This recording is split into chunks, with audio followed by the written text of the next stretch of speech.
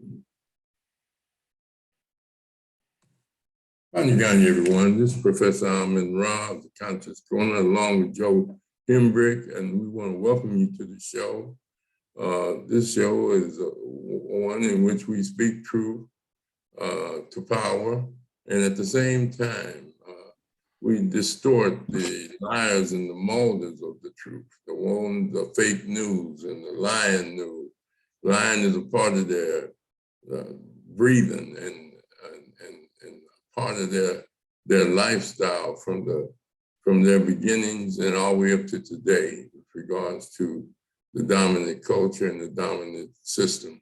But anyway, we're going to discuss a number of topics, and we hope that the roundtable panelists that's been chimed in, Brother Machinda, the good doctor, and Brother Joe, will make comments on the following topics. One is the Ukrainian war. The second one is critical race theory, revisited. The third one is exoneration of Marcus Garvey. And then at the same time, we have to look at the victories of the Arbery family in that case where they tried to make a deal with the killers of him to do their time in federal court, in federal penitentiary, and let them plead guilty. But the family stood up and said they didn't agree with the agreement that the prosecutors had made with the killers of Arbery, because the prosecutors had agreed to allow them to go to a federal pen and do their time there versus a state penitentiary, which is generally a little, well, for the most part, a little rougher with regards to them being convicted of murder. That means that's a level 4, and that means it's more restrictions. And they wanted to go to a federal and plead guilty to the civil rights violation of Arbery and do their time under a civil rights violation, which would allow them to, almost negotiate what type of prison they went to. But anyway, we're going to get into all those things. So first of all, we got to talk about the Ukrainian war, and I wanted to hear from the people. Are they feeling any effects of it, and how they see it going with the various issues that we are learning from that war with regards to the mobilization of white nations, NATO, and mostly white nations, NATO, and how they are equipping the Ukrainians with all type of weapons support to fight off their oppression from Russia. But at the same time, they don't deal with Hades and don't deal with the Palestinians or even the other people that have been suffering from oppression and occupation of their land. So anyway, Brother, I saw Machinda, he left, I guess. Anyway, Rashiki, let's start with you. What is your perspective of this war? How should Black people see it, and how should they deal with it? Well, America, you think? Well, I think it's more of getting an understanding of why it's happening, and that's what I've been in sort of search for. Why is this happening? I kind of took a look at NATO and how NATO is a group to kind of subside Russia.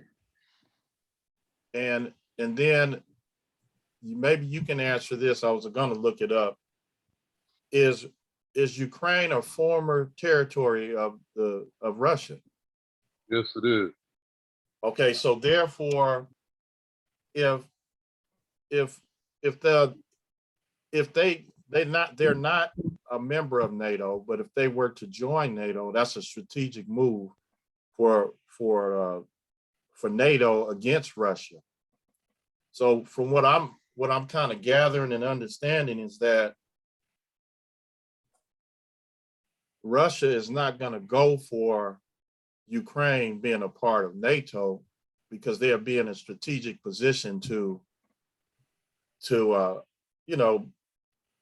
have forces right there, right in their backyard to, go against them because they're not in partnership with the United States in some ways. But, from what I was hearing, they have business dealings with the United States, and that's why they can do all these sanctions.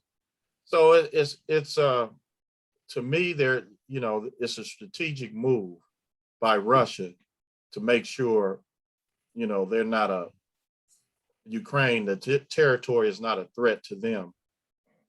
And that's one way I see it. Okay. Yeah, okay. What about you, Big Joe? How you see it?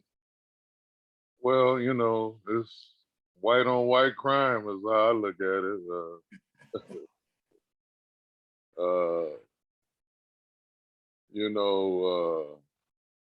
We got to remember, like a few years ago, what was it, 6 years ago, they took Crimea also, which was a former part of the Soviet Union.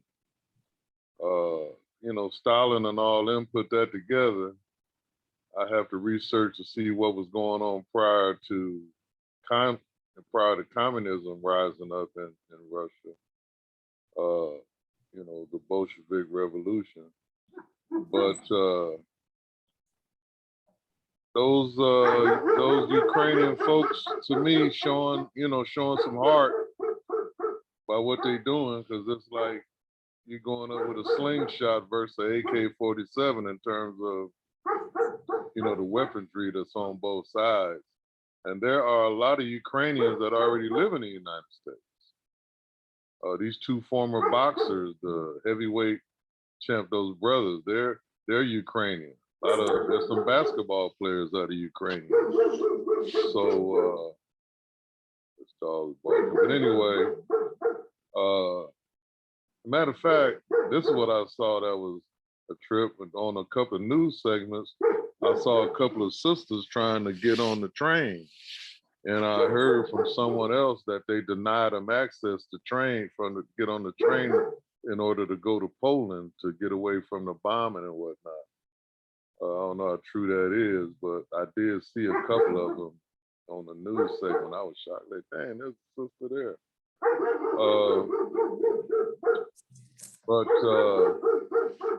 Man, let me just start. Hold on. So Rob, Yeah. yeah, I did see some news segments where some Africans were trying to, get they were actually discriminating against Africans trying to leave Ukraine also when it came to the refugees crossing across I guess Poland somewhere. So I did hear some things like that also. So in light of everything, you still have this discrimination against blacks, and it's still racism in over there in Ukraine when it comes to African refugees being able to cross over the border without issue. So yeah, that I heard some of that too on Democracy Now. I'm back. And what I see happening and what I predict that's gonna happen, I kind of look at this like I don't know if you remember the Munich appeasement when the Mussolini and Hitler kind of forged their way and punked NATO and them out about taking back some of their land. They didn't have to fire a shot. But what I see coming down the line is China also doing that with Taiwan. I know Mao said if it takes 1,000 years, we're gonna take Taiwan back as a result of the Chinese Revolution of the Kuomintang, which lost. They went out and settled Taiwan, which is also called Formosa. They went and established a government out there and have been partners with the United States ever since. I don't know about their nuclear capabilities. I know they have something of that sort, but I figure China is gonna do the same thing, to Taiwan, which is what Putin is doing to former Soviet republics. So, but as far as what we should do, fold our arms, kick back, and watch. Don't get involved at all. Okay. All right. What about you, good doctor? You're on mute. Yeah, I agree. Same thing kind of what Brother Hembrick just said and what Russ Keith said. When it first came on, a little war, like, oh, okay. And, and the media is throwing out this story and, they're bombarding us every day and all these channels about it. And kind of felt a little sympathy. But yeah, when D.L. Hughley put up that video where they're going on buses, taking all the blacks off the buses so they couldn't escape, to put the white people on the bus so they can escape, and the blacks couldn't cross the borders, all that racist stuff. That's when I said, wait a minute, man, you want me to feel sympathy for them? They doing this racism like D.L. Hughley said. No matter how bad, stuff gets somewhere in the world, man, racism finds its way out, man. And to me, it was more sad of them going on the buses and pulling off women and children, black women and children, off the buses and letting the whites fill up the buses. And right there, I said, hey, man, just like Brother Hembrick said, hey, just sit back and watch. And number two, if it's that bad, why is it no one's helping? You want me to feel sympathy and you in the United States not helping, nobody wants to help, everybody's scared of Putin. I understand you want to go to war with Russia, but sending weapons for them to fight their own battle is one thing, but what about you going helping? You send some weapons, some people to really, half of these guys don't even know how to fight. There, so it must be something going on when nobody wants to help these guys. And I know a lot of stuff in the past about these countries and Putin, but like Brother Joe said, hey man, now after I saw all the racist stuff they pulled, hey, just sit back and hey, feel sorry for the little kids and the mom that got blown up today. They showed that on TV today by the bomb. But hey, my more concern was I wonder what happened to the black people. I know it's sad about the kids got blown up, but what happened to the black people that got pulled off them buses? That's what I want to know about. They're raising all these millions of dollars for these people, Cushier and all these people. But what about the black people that they couldn't get out? That's my only concern. Don't concern else about their country. I'm just concerned about the black people since they treat them with that racism crap. Well, Brother Doctor, one of the reasons why United States ain't doing more than and other European nations not doing more than what they're doing, other than supplying arms and munitions, is because they don't want a World War III to jump off. That's what the fear is. And there have been world wars occurred, less than that stuff. But that's what they trying to prevent, is that jumping off on a worldwide scale. And if Ukraine wasn't NATO, then the European nations and the United States would be obligated to a degree to bring troops and whatnot, more so than aid. So, but you see these Ukrainians all over LA, Southern California, they shipping stuff left and right. But, I just hate to say, like when it's Haiti or something like that, we ought to be able to get mobilization like that to provide the same type of aid. Damn the government, just black people. But, that's the issue we got to work with. I'm sure we do some things, but there need to be a better network for us to provide assistance, you know, around the world, wherever it's needed, wherever Black people are dealing with hardship. All right, I'm done. So, hey, Brother Joe, let me ask you this. What would it take to pull the United States into a war with Russia? If Russia drops a nuke or chemical agents on them, would America go to war, or we still would just sit back because we're scared? Well, I would say they because they scared. Yeah, they don't want to create a world war. I don't think. Now the only one who wanted to throw down with Russia was Patton. That's why they took Patton off the set, because after they defeated Germany in World War II, you know, Patton said, "Shit, we gotta fight the Russians anyway. Might as well do it while we got the army over here." And they snatched him, you know, and broke him all the way down, you know, so he couldn't have no power doing anything, because he, you know, like one shot, like one assassination can start world war. So, and let's remember, it's white folks on white folks. You understand?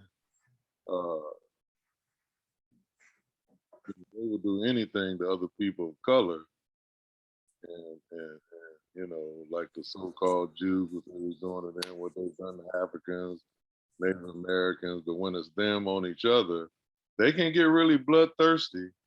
I'll say that about them. I'm gonna say this, and I'm gonna get off. I admire the heart of the Ukrainian people for not being trained and still willing to throw down. Like, they've been independent for like, what, 31 years now. So some of those kids, you know, they're not kids, but adults, you know, that's all they know is Ukrainian independence. So as long as Putin can control the press in Russia, it kind of helps him, because I'm sure there are some internal Russians who don't like what he's doing either. And you know, one of the big things with them acquiring Crimea and the country in question we're talking about is having access to warm water ports. You know, those Russian winters are you know, disastrous, and they need access to warm water ports.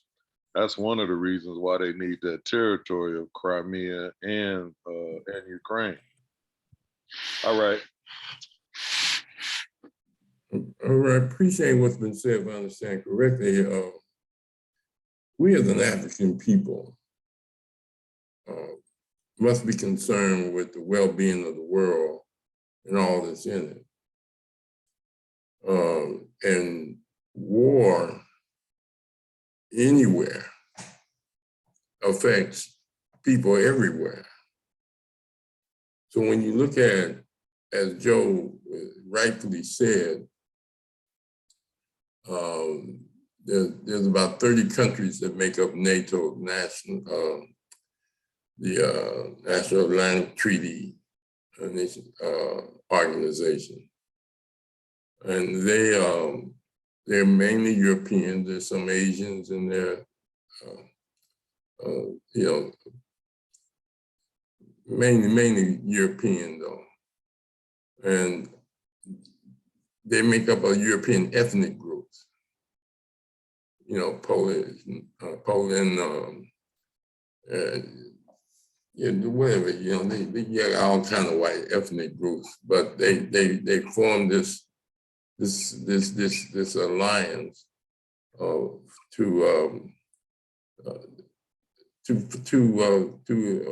pool their powers, their resources, so that to protect their right to be who they are,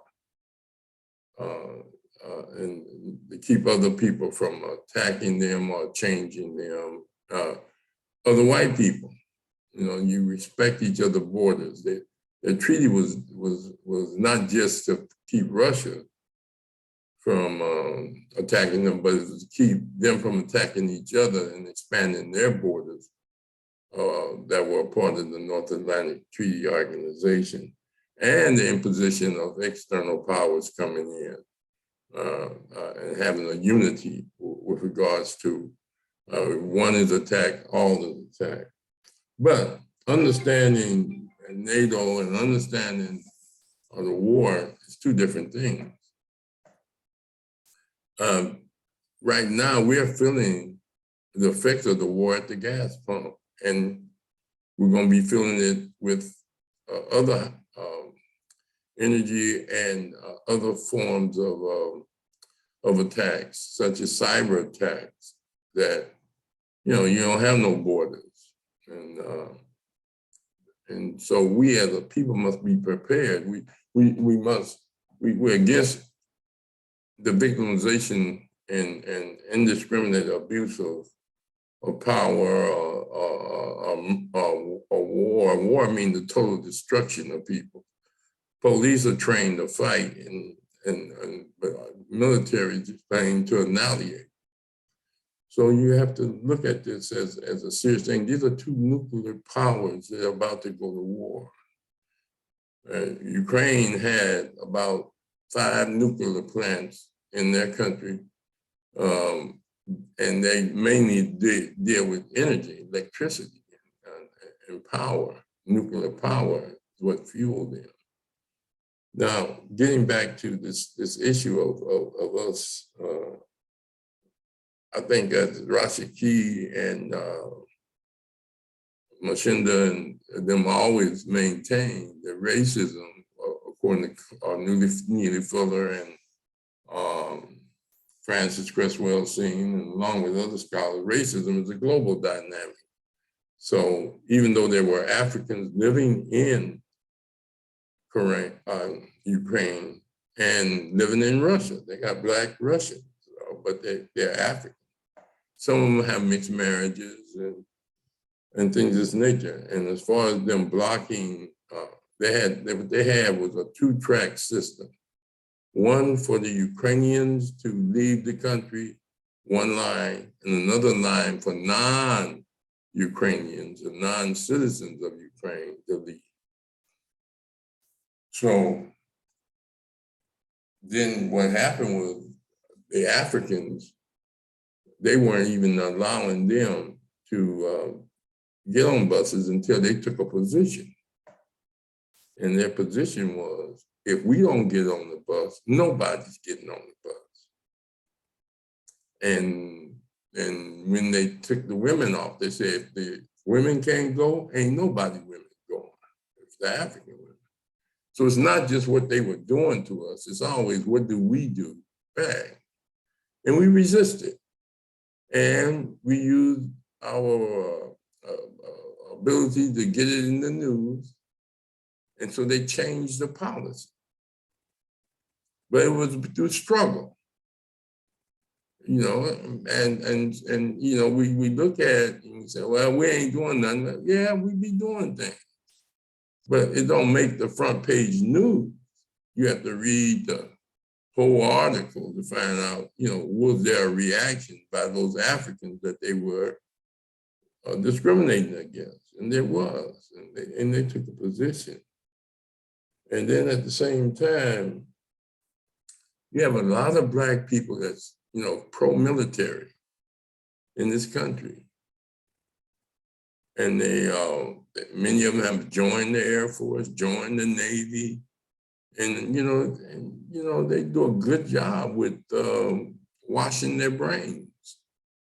It's one thing to join consciously to get things out of the Navy, GI Bill, this, that, and you go there with an intention to, hey, look, even if I'm gonna make it a career, I really know who I am. This is just a way to make some money. This is a way to get some security.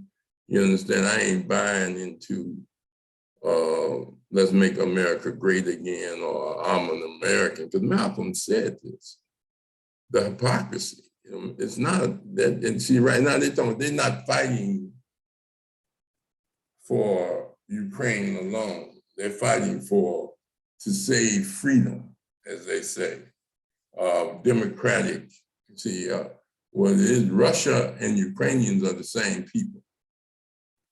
As the good doctor brought out, and Rashiki brought, they live together. When the Soviet Union broke up, then those countries formed their own independence. Some stayed with Russia independently, and some became their own state, and Ukraine went democratic, and they went, west. They went to west, but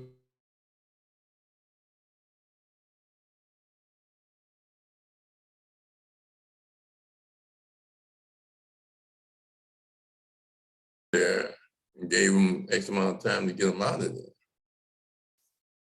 It's just like, how would you feel if Russia put nuclear missiles in Mexico? No, you can't do that. And so that's what Putin is arguing, that, hey, look, I don't want Ukraine to become a part of NATO. To become a part of NATO, it takes a long time, but I don't want them to become a part of NATO. And it don't make no sense, because they might as well be a part of NATO, even though there's no NATO troops fighting with them openly.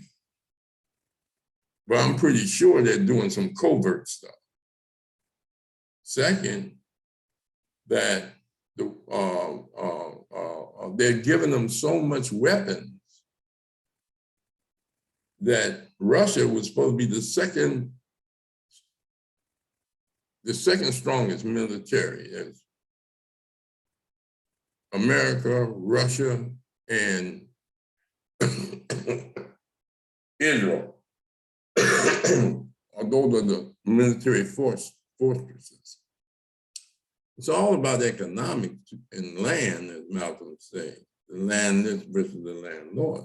So Putin is saying, hey, look, I want a commitment, one, that Ukraine will never be a part of NATO. But at the same time, he's also saying, look, I want to rebuild the Soviet Union back and get those countries that left back. And a couple of those countries are NATO countries now, are part of NATO. And so his borders is expanding, just like Israel borders keep expanding in Palestine. The hypocrisy comes in that they can show all these films of white people getting bombed, that Joe say white on white crime and right this. But Israel got a blockade on media coverage of what they're doing to the Palestinians. America has a blockade on what they're doing to the Haitians. You don't see no videos. There may be the highlights on Democracy Now! Every now and then, and sometimes on the British network, or you see a few little things. But for the most part, when America attacked Iraq the first time, they showed you bombing. They showed the bombs hitting the trucks and all that. They had the troops talking about there's going to be 60,000 of them dead, and they was ordering body bags for their troops. They're going to fight the Republican Guard, and they never even went head up with the Republican Guard. They went around them and dropped what they call smart missiles on the Capitol, and took out hospitals, and took out communication centers, and took out schools, and there was weapons there, and all that type of stuff. They don't talk about that, But the effect that it's having on us is that if there's a nuclear war, and these people are capable of doing it, are we prepared to survive it? And are we thinking in that light? I mean, they but they don't want to go to war, but they will go to war. You understand? They're already at war, but would they use nuclear weapons? Well, why have them? Russia got over, they say, close to 600 nuclear weapons, missiles, and America got more than that. And then they don't want nobody else to have them except for white countries, Israel, and even though Pakistan have one, China. But for the most part, they have a nuclear proliferation. They won't even let the Iranians do what the Ukrainians do, convert nuclear energy into power so that they could, do things, because they figure that if they ever get use that power, they can, not only that, they can live a better life, live more comfortable, create commerce, and if they can get their energy together, they can be more productive as a country with various things. So they don't want to have it's just like what they said about South Africa. So the reason we only pay the Black people 25 cents an hour or something like that, or even less, is because if they got paid a lot of money, they can put some money aside and buy weapons. The unemployment in this country is strategic. It's not just discrimination. It creates collateral damage, mental. It disrupts the family. It keeps the continuity of Black people feeling depressed and feeling helpless, that they turn to drugs, turn to alcohol, and turn on themselves. Why do you think white folks are employed, Latinos are employed, and we ain't? It's not just, it's not about Black people got to have their own companies and all that. That ain't the reason. If they're Americans, they're supposed to be working. As Malcolm said, then you wouldn't catch hell if you was an American. But most Black people see themselves as Americans, and they're supporting America's involvement in the war against the oppression of the Ukrainian people by Russians, who are saying, look, we want to expand, we want to next, we're going to move on Ukraine for the purposes of that we don't want them to be a NATO country, but we also want them to become an expansion of Russia. And that's what they did to Crimea, whatever that was. They made them a part of Russia. And so the whole economic dynamic is one in which you look at as Joe was saying, white on white European. Well, the Civil War was white on white. You know, Germany and against the Jews was white on white. You know, even though the original Jews were Black, we're talking about Europeans and claimed to be Jewish, that they were, you know, dealing with. So we as a people should be joining anti-war movement and at the same time preparing what to do if if they use a cyber attack on the banks, we wouldn't have access to our money. If they use cyber attacks on the gas tanks, they wouldn't be able to pump gas, but the computers lock them down or whatever. You know, I mean, those are things that you have to think about. So should you start getting some gas cans and put some gas aside in case you have to move out because of nuclear waste or nuclear drift that's maybe coming our way and you have to get 200 miles away from it? Should you get a satellite radio? Should you get more water, get extra medications and things of this nature? Yes, all of the above. You should do that anyway. If, you know, because see, all this stuff about America's not involved in the war, they are involved. all that stuff about we ain't putting troops on the ground, but you're putting bullets in the air, and you're putting missiles in and knocking off the tanks. So we have to see it for what it is. They get us confused thinking, oh, well, you know, that's them, it would be their business. Yeah, but it affects us economically and strategically with regards to our feeling a sense of false security with the power of America. They lost to Vietnam. They lost to Afghanistan. They really just tore up Iraq and Libya, Libya and other African countries, but they have not been able to conquer the world like they are. They're very imperialistic, you know. So that's what that's what they went into Liberia and Sierra Leone, Libya and Sierra Leone and Liberia for the rubber trees. That's what Firestone undermined the Garvey movement. You know, I mean, history tells you that. But anyway, those are the dynamics. You know, this is a very serious issue, and it's going to spread hot. That politics is war without violence, and war is politics with violence.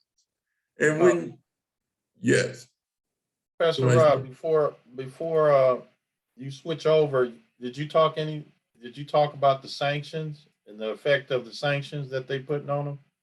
well, Or do they have any strong effects? Of course they do. Of course they do. They have sanctions on them, but they've been putting sanctions on Russia. Russia had sanctions before the war put on for supposed to be getting involved in American politics and for some other issues that they've been having in disputes with Russia. But they white people, and they get around sanctions. Other people. Then you got China in the mix. They find ways to get around. Most of Europe is dependent on Russian oil and gas. America only get 2% of it, but the other countries rely on the oil for heat and for their businesses and energy. So, I mean, they're all interconnected and interrelated. The danger is the two nuclear powers that if they get to throwing these nuclear bombs, we need to be studying how do you survive, and is there a way to survive? Second, we should be against all nuclear weapons, period. I mean, we have to take a position on that. But at the same time, you want to have a military to protect and defend you. But American military is to protect and advance American interests, protect their interests and advance their interests. So you may have mercenaries, from America fighting in that war, teaching them how to use those weapons in Ukraine. But the point is that are we prepared for cyber war? Are we prepared for nuclear war? Are we prepared for the various forms of economic warfare with sanctions? Because other countries, these business people, they talking about the Russian oligarchs. What about American oligarchs? We always talk about just 3% of the people make all the money in this country. So it's look at the stock markets and look at all of that. It has an effect on everything. So we need to be thinking about, we should be thinking about this all the time. We're in a war. for our social justice. So we should be always thinking about emergency kits and other type of mechanisms to defend our homes and defend ourselves from the wickedness of this society. And they'll call you up to help fight. You know, you'll get a job then. But you need to think in terms of that. Anybody want to respond to what I said before we go to another topic? All right, then. The next issue is critical race theory. And the best way to teach racism is not at all, because they're worried about white kids who they say had nothing to do with racism, but they voted for Trump. And see, let me explain. It's easy for some white people not to say that they don't believe in racism, when you got an institution that's doing it for you.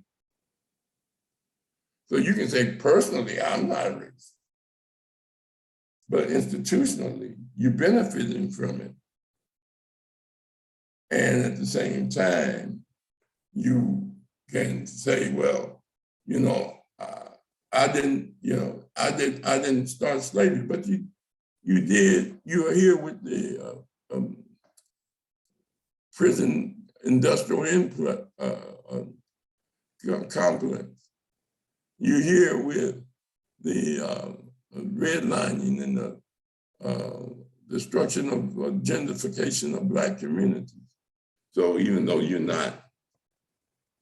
weren't there during the Holocaust of enslavement, you benefit from it.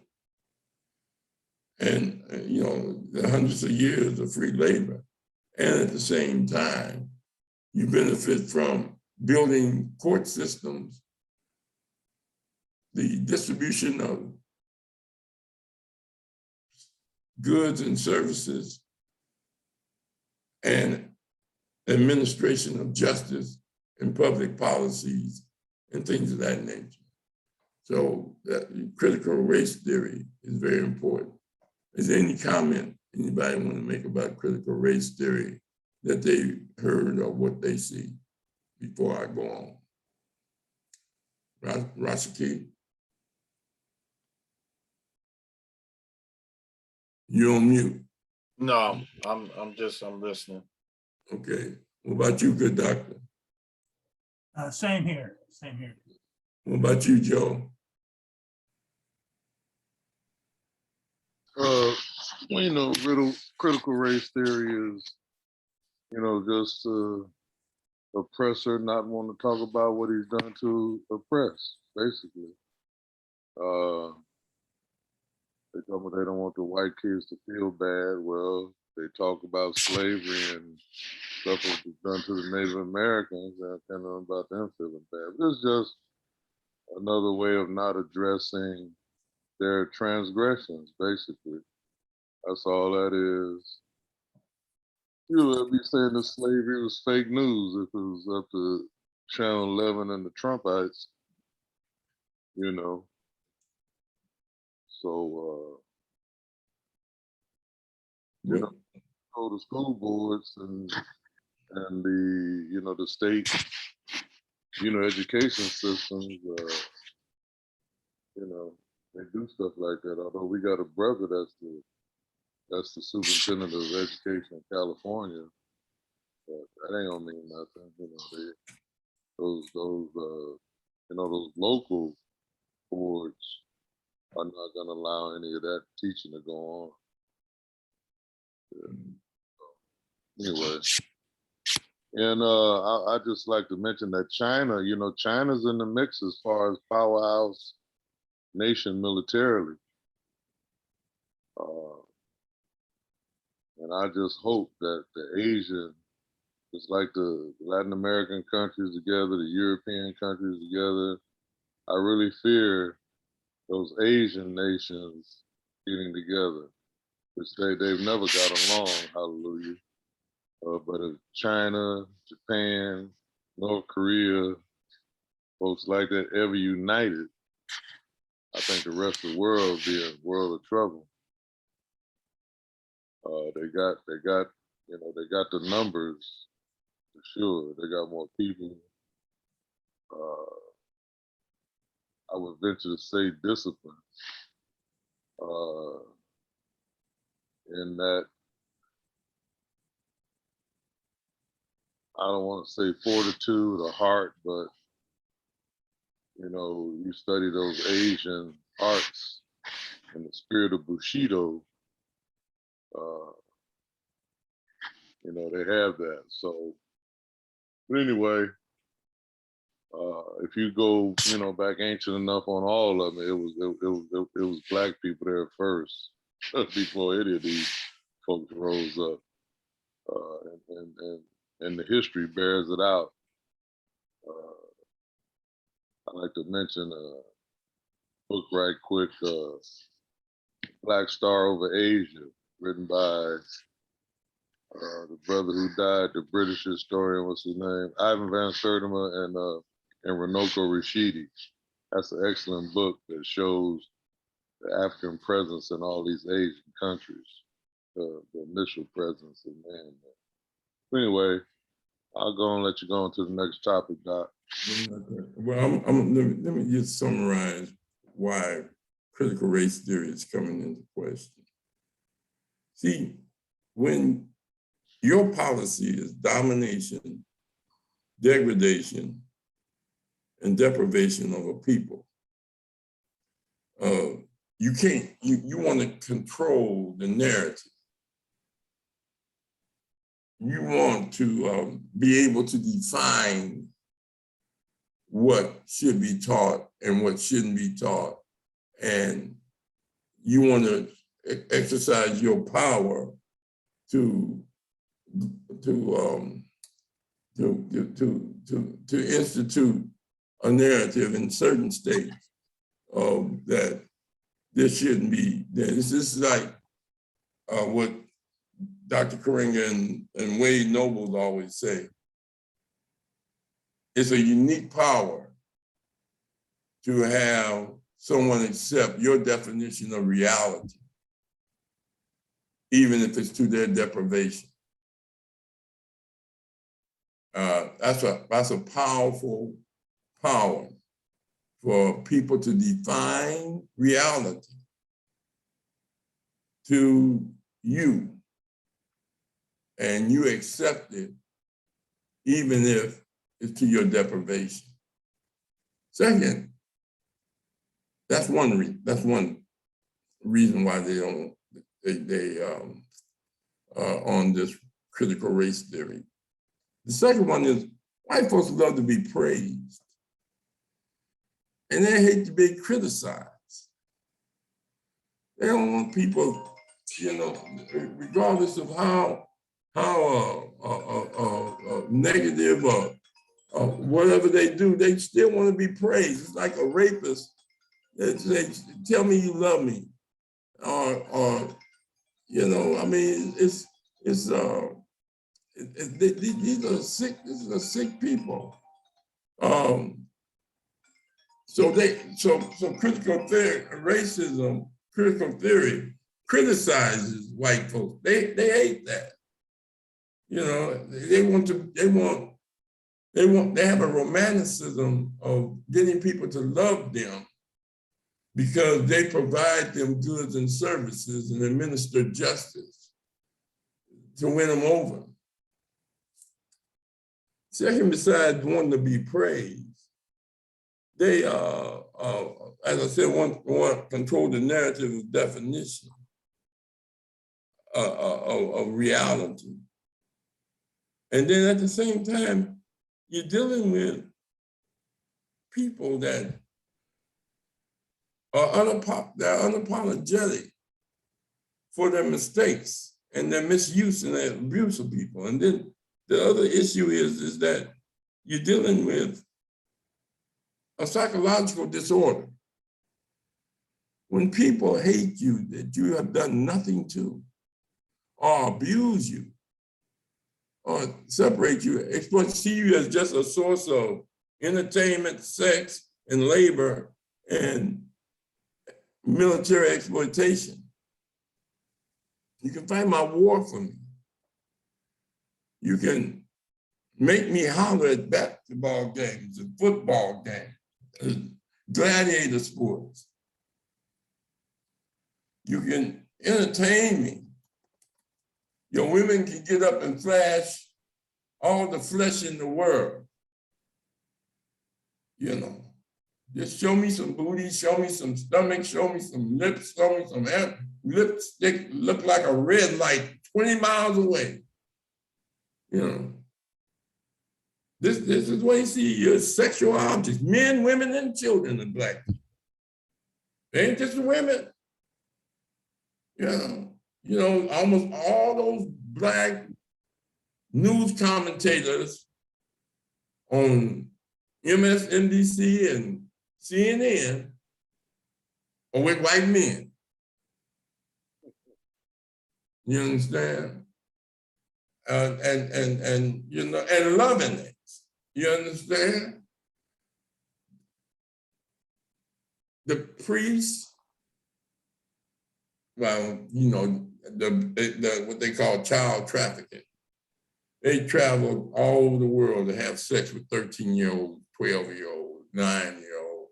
You understand? Some of them even be trying to mess with the babies and things. So, you know, this is a sick, any other group of people besides white people, this would be declared a psychological disorder, their behavior.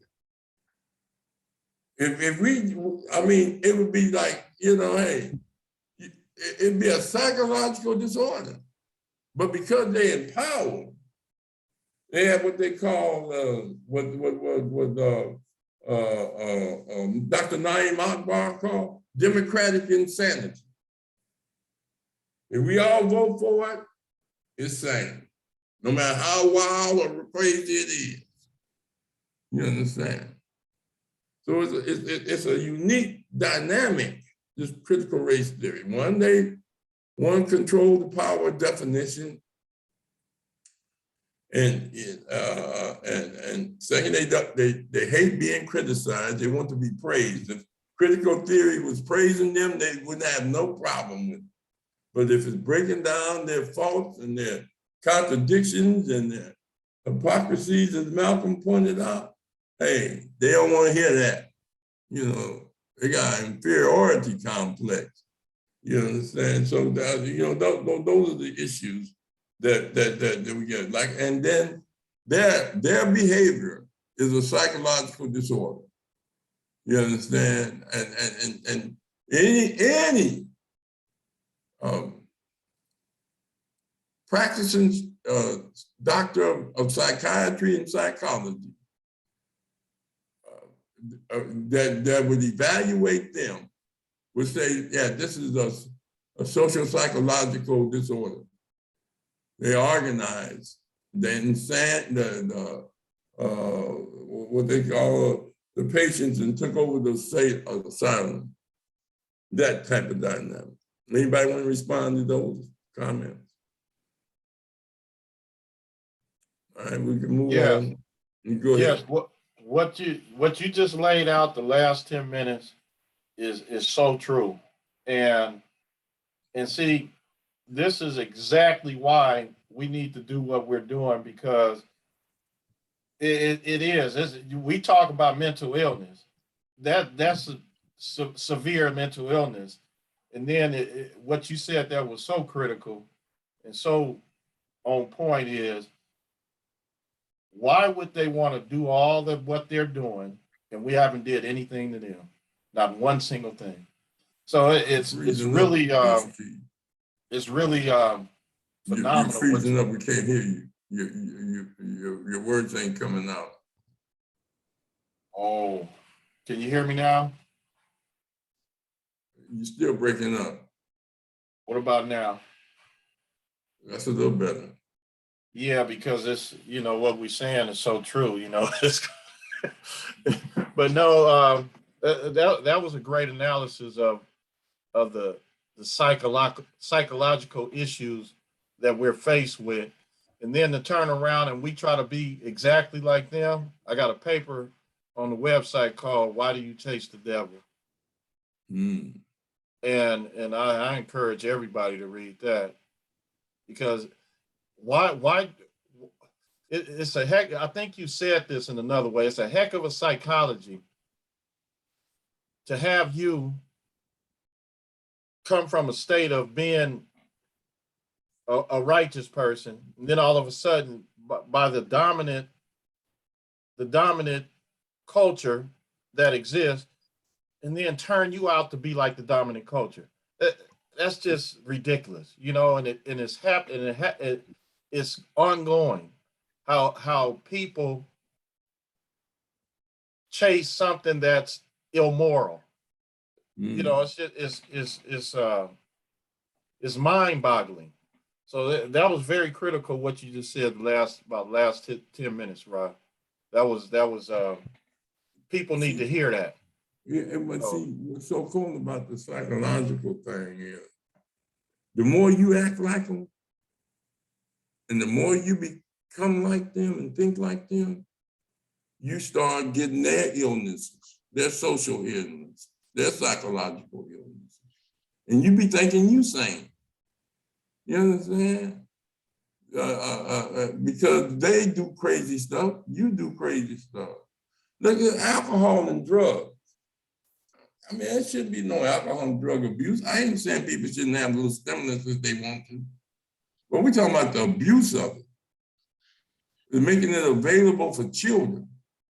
Making it available, to make money.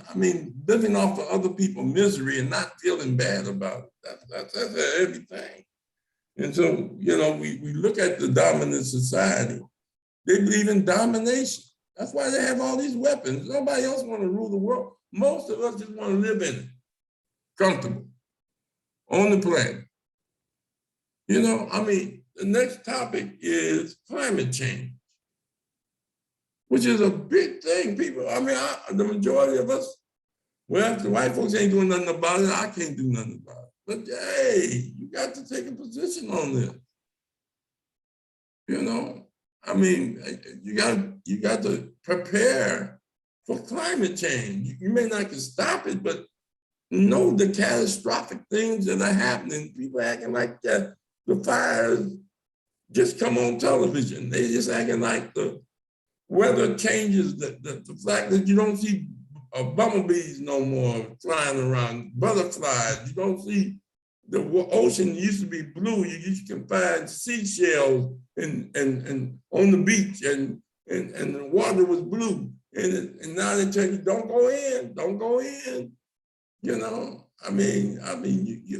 got to begin to think about this climate change and because they don't know how fast it's going to change.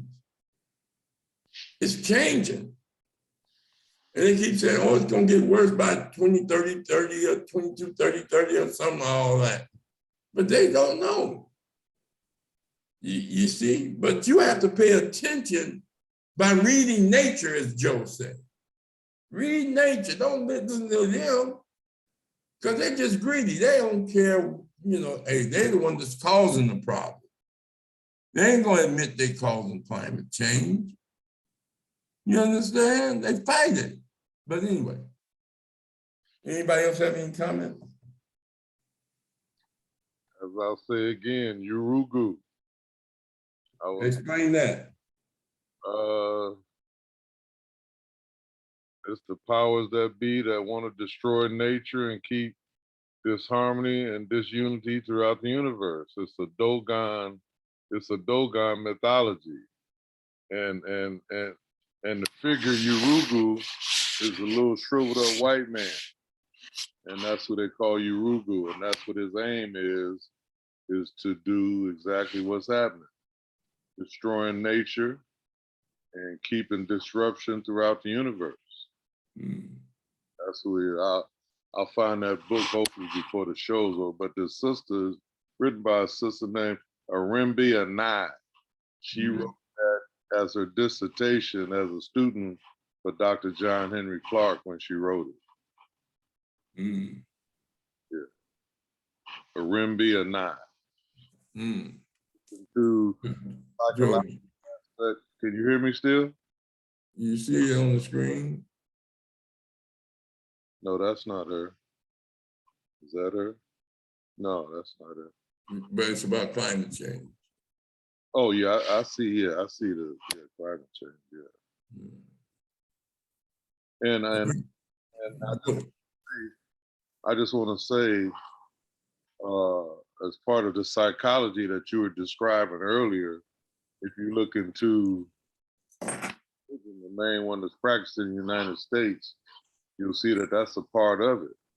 And I be listening to them all the time. They be talking about how the ailments and illnesses that they have and how, the Lord has brought them through and showed them to be an example for others. I be listening to them talk. I'm like, man,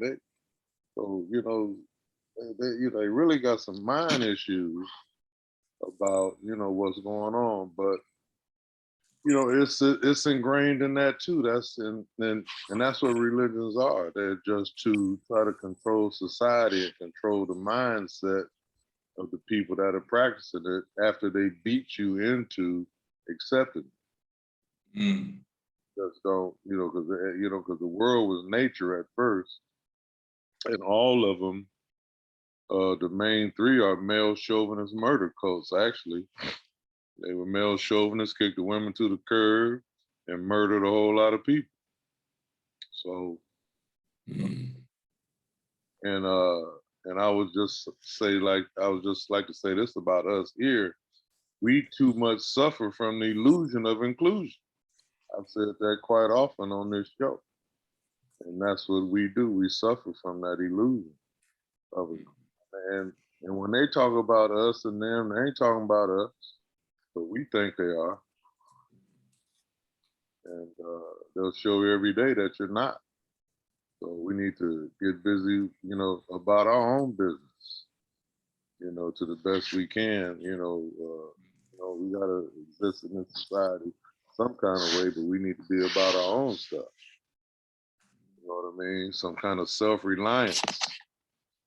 It's enough of us around the world, but like I say, they got us at odds even around the world. It ain't just gang banging going on in the United States. That's going on in other countries also amongst our people. So we need a worldwide focus and aim as to what needs to be done as far as us. But we always want to include, other people in what we're doing, but they never include us in what they're doing. So that's the problem we have between our ears. So anyway, I'm through. You can move on to the next topic, or anybody else want to make comment? I just wanted to say that there are many youth activists, and I just wanted to highlight this one right here. This is a young lady from Uganda, Vanessa Nakate. So I've heard her on Democracy Now, and she has very powerful words when it comes to kind of expressing herself about climate change and the work that she's putting in. They have another girl named, and she's from, I guess, Ireland. What's the girl's name?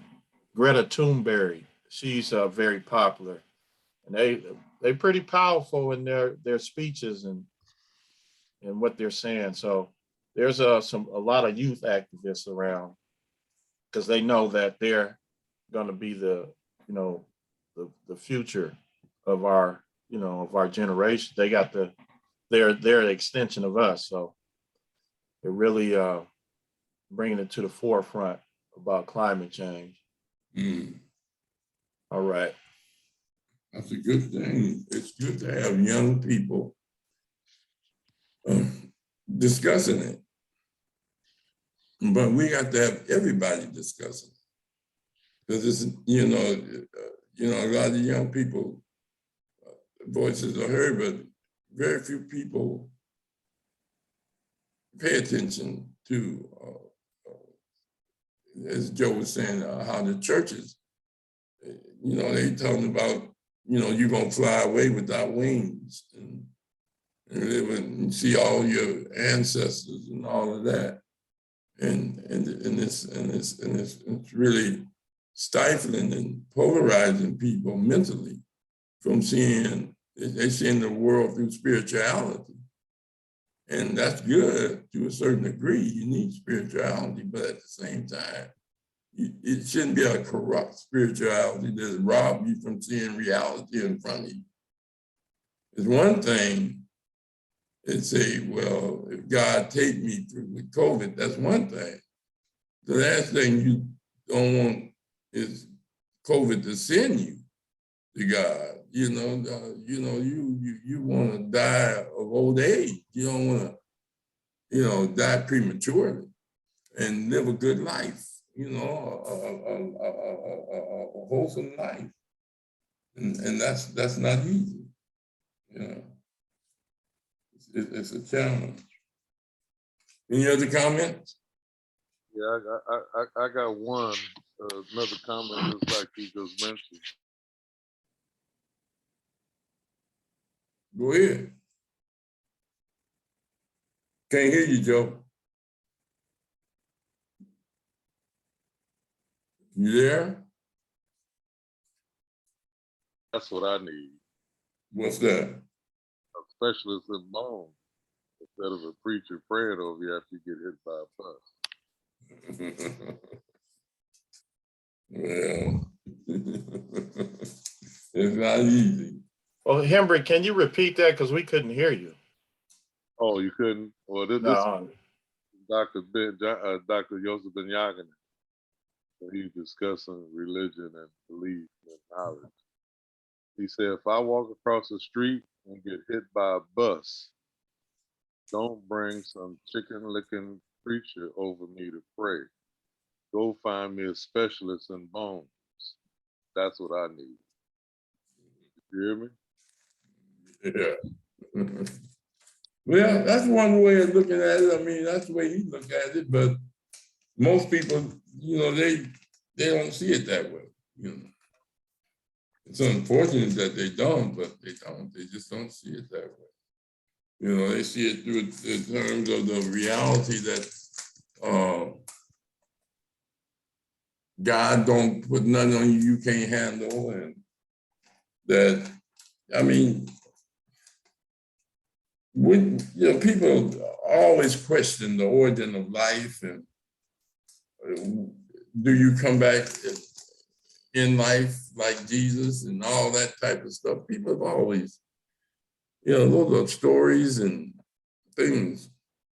But reality is that once people are buried, you can see them in your mind, and you can hear maybe sayings that they gave you, or that you retain, or you can have tapes and videos of them nowadays.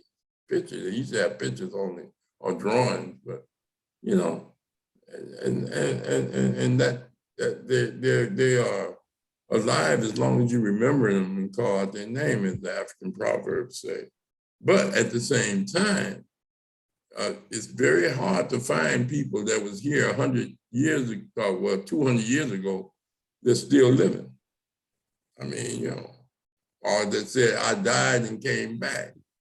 There are people that claim that, but there were 250 people that, well, I don't know, 16 saviors, according to John G. Jackson, that said God was their daddy and that they died and came back. But, so I can understand, but what we're talking about is the abuse of religion. Because there are some positive things that some people get out of religion, I mean, the Nation of Islam is a religious group, but they did some good things. Martin Luther King was a religious group. I mean, it was a religious movement. But then there are a lot of ministers that abuse religion. And for some people, it helped them get off drugs. It helped them straighten out their life. But for some people, you know, it destroyed their relationships. It destroyed their families. It destroyed they walked off their jobs. They walked off and just became totally engrossed and tried to become just disciples of the church. And, you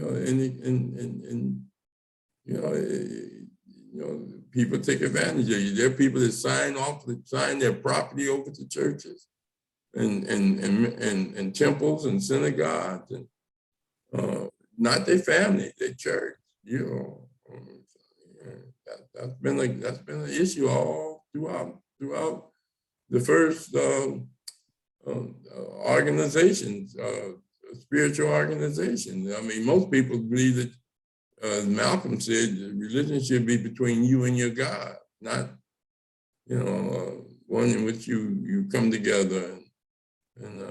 But, you know, you have non-spiritual philanthropic groups that help people, Red Cross, Blue Cross, White Cross, all kind of crosses. And then you have some religious groups that at one time, before there was welfare, before there was services, and even today, there are food distribution groups. There are people that have pop-up vaccinations and child care centers and all this type of stuff that really try to do things in the community, free breakfast programs, free lunch. I mean, you know, there are some people that try to use their church organization to do good. Then there are others that just, you know, they just exploiters, you know, corrupted, you know, from that standpoint. The last issue, before we go, is the exoneration of Marcus Garvey. There was an effort by Julius Garvey, Marcus Garvey's son, to try to get the charges, the mail fraud charge that even the Attorney General at that time said that it was trumped up charges, and they deported him. And they criminalized him, told all kinds of lies. They stole money, did this, did that, to the point that he died alone, you know, for the most part, you know. And that there, you know, he had a lot of fights with W.E.B. Du Bois, and Booker T sent for him, but he died before Garvey got here, and they were supposed to hook up. And then, you know, he tried to develop a Back to Africa movement from the standpoint of economically, and that we should go back to Africa to start businesses and corporations and deal with the resources that other people were going back doing.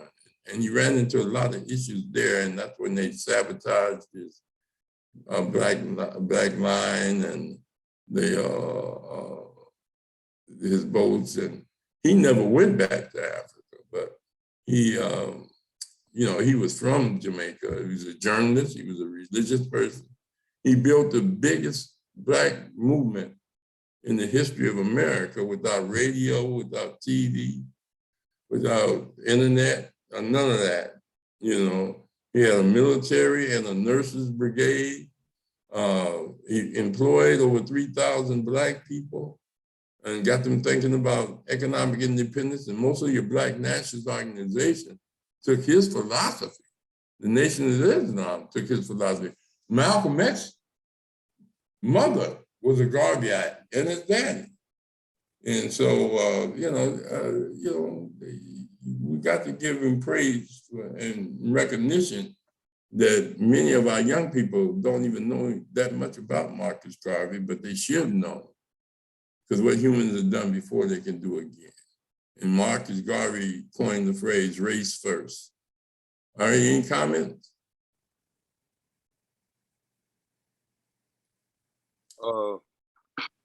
just you know, although Garvey never went to Liberia, but he did send surveyors to survey for the building the industry that they had planned to do.